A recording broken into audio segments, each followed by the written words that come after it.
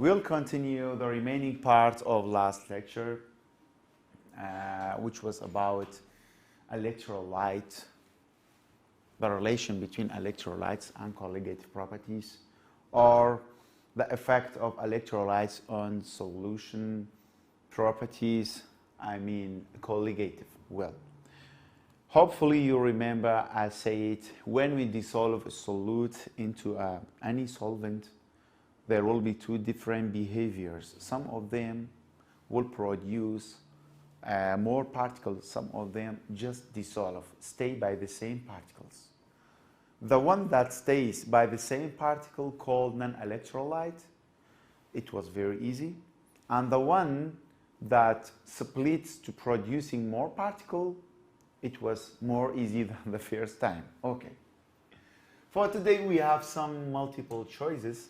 Actually, many of our beloved students are confused to know how to solve this kind of questions. Well, remember, I will explain the extra informations about electrolytes and colligative properties. We have two notes. It's very important. That's why I prefer to open a white page, then I return back to solve these questions, as I showed you. Well, if I ask you how many mole of ions can be produced by dissolving 1 mole of NaCl, immediately you will say, surely, mister, it will produce Na and Cl. So there will be 2 moles. Okay. It was your prediction. It was your theoretical thinking about it. But what if I do this in laboratory? Okay. We will get same number or different number. Wait. What about CaCl2? Well, another one, MgSO4. Again, immediately you will say, mister, we will get Mg plus 2 and SO4 negative 2. So there will be 2 moles again. 2 moles. Well, 2 moles, no. 2 moles. Okay. But what if we do in a laboratory? Do we get the same result or different? Well, I prefer to rewrite again. Okay, NaCl producing Na plus Cl, MgSO4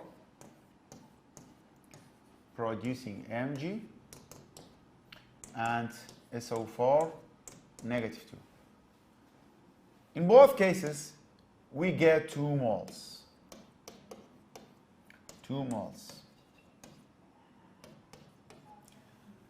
Okay, these are theoretical, predictable, expected. Okay, look, they are theoretical. Expected. Predicted.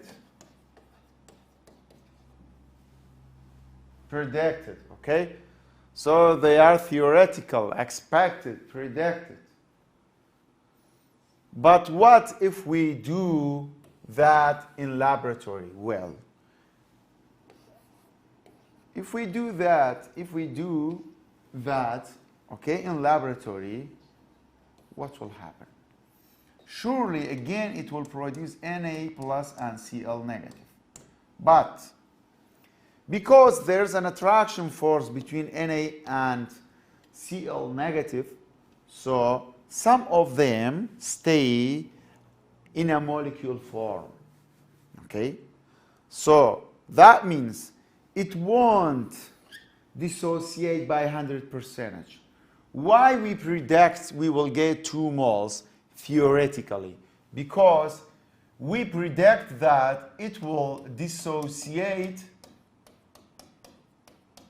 by 100%. So we neglect, right? we neglect attraction force.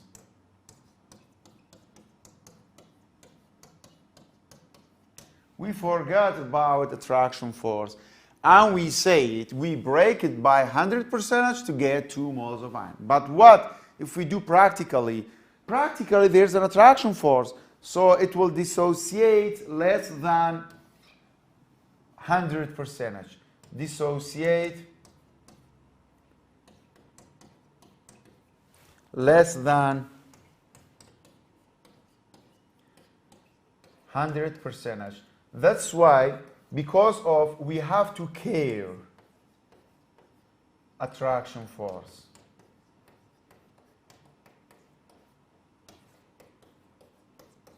That's why the result is nearly 2, but smaller. Why smaller? Practically because there's an attraction force. It won't break apart by 100%. Some Na and Cl remain together. Well, mister, it's same, it's correct for MgSO4? Yes, of course. It's same for MgSO4s, of course. Let's see. MgSO4, when we dissolve, it will produce Mg plus 2 and SO4 negative 2. Look, again, nearly 2 moles, but smaller. Why?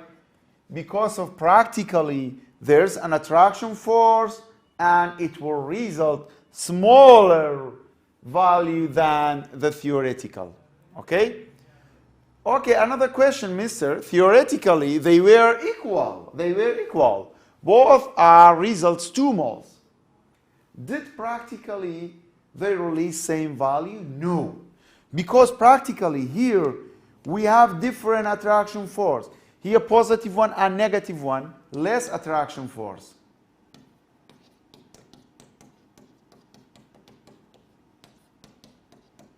But here it contains more attraction force.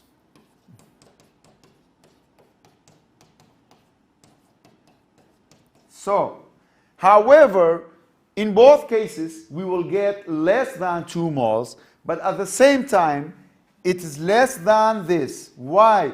Because of there is more attraction force, so it releases fewer number than NaCl. So as much as the attraction force increase, number of mole decrease. I mean mole of iron. As much as the attraction force increase, mole of iron decrease. Because of there's a strong relation between them. They can separate from each other. They won't get divorced. That's why they love each other. They stay together. So as much as the attraction force increase, mole of iron decrease. However, both of them are smaller than 2, but this one smaller than this. And now let's get back to my lovely pamphlet. Okay, look, which of the following has minimum freezing point? Minimum freezing point, it means maximum concentration. So it's sucrose, so the concentration must be multiplied by 1, so equals to 0.5. Here, NaCl is electrolyte, the concentration must be multiplied by 2, so it's equal to 0.4. This one is electrolyte, concentration must be multiplied by 3. It releases 3 moles of iron, so equals to 0.3. It's electrolyte, so the concentration must be multiplied by 2 moles of iron, so equals to 0.1. So which one results higher value? This one. So the right answer is A. Another one. Look. Which of the following has minimum predictable freezing point? Okay? Which of the following has minimum predictable freezing point? Predictable, it means we have to forget about the attraction force. There's no attraction force. Compound dissolved by 100%. Okay. This one, sucrose, we have to multiply by 1, equals to 0.1.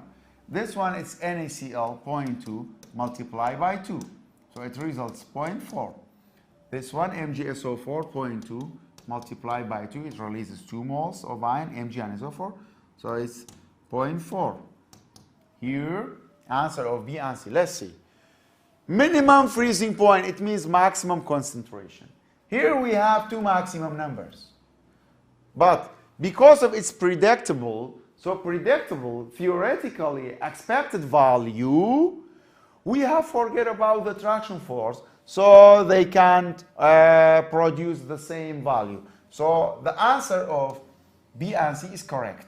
But what if we change predictable to experimental? What will happen? Experimentally, because of here we have more attraction force, which is positive 2 and negative 2. Here we have positive 1 and negative 1. So it releases more ion than this. Because of it has more attraction force, so fewer number of mole of ions.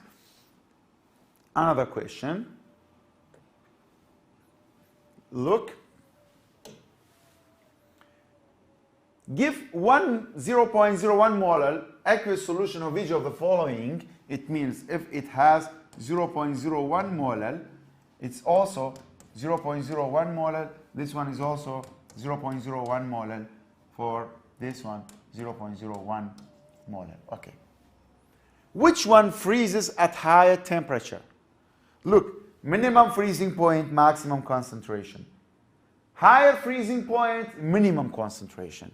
Highest freezing point, it means minimum freezing point. But minimum freezing point, it means maximum concentration. So Ni must be multiplied by 2.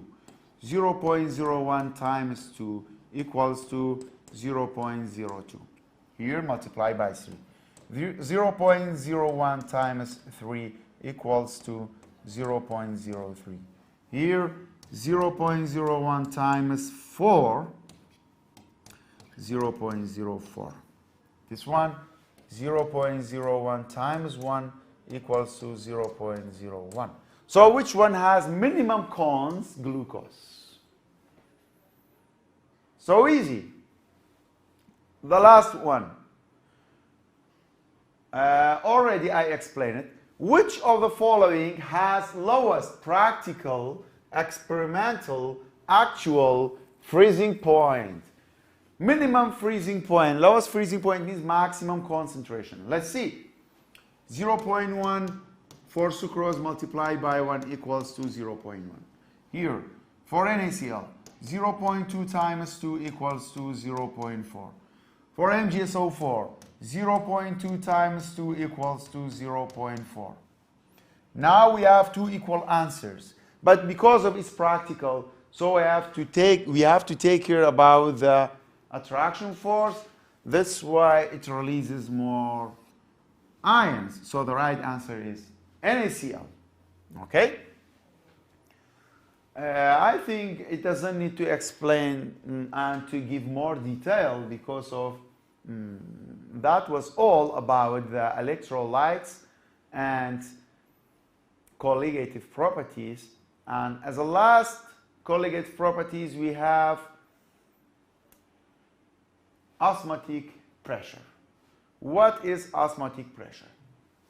Let's explain the osmotic pressure as the last colligative properties. Okay.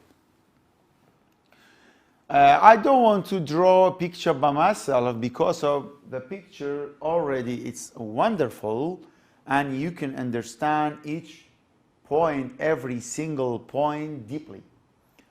Osmotic pressure, it's one of the most important concepts to know in all colligative properties. Always,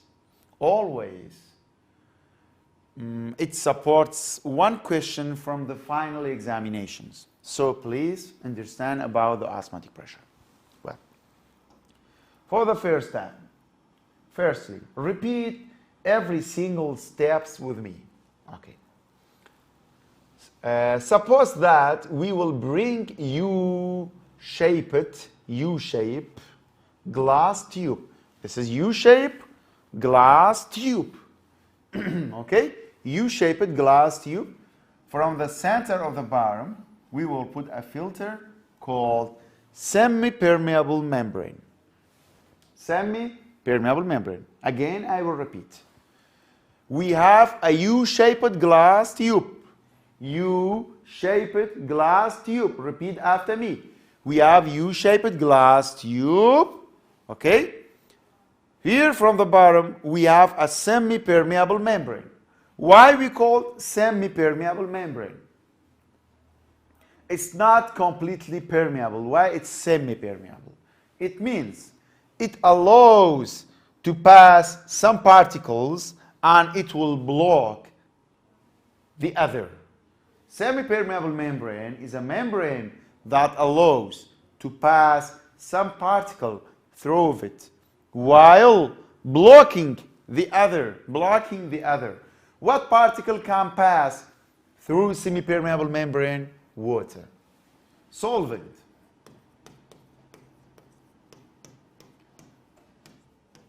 And what particle is blocked? Blacklist? It's solute.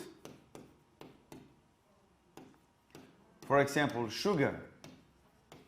Okay. It allow and it blocked. Okay. Water can pass through semi-permeable membrane, but sugar is blocked. Okay. From one side, we will put pure water. From the other side, we will put sugar solution, such as sugar solution. Okay? By comparing to pure water, sugar solution is more concentrated. More concentrated. Here, less concentrated. Less concentrated side. Okay. We have a U-shaped glass tube from the center of bottom. We have semi-permeable membrane. Why semi-permeable membrane? Because it allows to pass solvent and blocking solutes such as glucose or sugar. From one side, we will put water. Another side, sugar water. Water side is less concentration side. Sucrose side, it's more concentration side, high concentration side. What will happen? Water will travel through semi-permeable membrane and sugar will try to travel through semi-permeable membrane. So which one success? Surely water can pass, but sugar can't. So water pass through semi-permeable membrane from less cons. Okay, water will pass through semi-permeable membrane from less concentrated side to high concentrated side by a process called osmosis. Okay, so osmosis is water passage through semi-permeable membrane. Okay? So, U-shaped glass tube, semi-permeable membrane here, one side pure water, one side sugar water, sucrose solution. Pure water is less concentrated side, more concentrated side is sugar water. So what will happen? Water will pass through semi-permeable membrane from less cons to high cons. Look, now water will get down and this side will get up, will get higher, like this. Okay? So what is the reason behind of this level change? What's the reason? Mister, I remember, because of water travels through semi-permeable membrane, so this side gets down and this side gets up. So why the level changes? Why? Look, the level of high concentrated side increased. Why? Because of water passage through semi-permeable membrane by a process called osmosis. So what's osmosis? Osmosis, water passage through semi-permeable membrane from less cons to high cons, to higher cons, to higher cons side. Okay?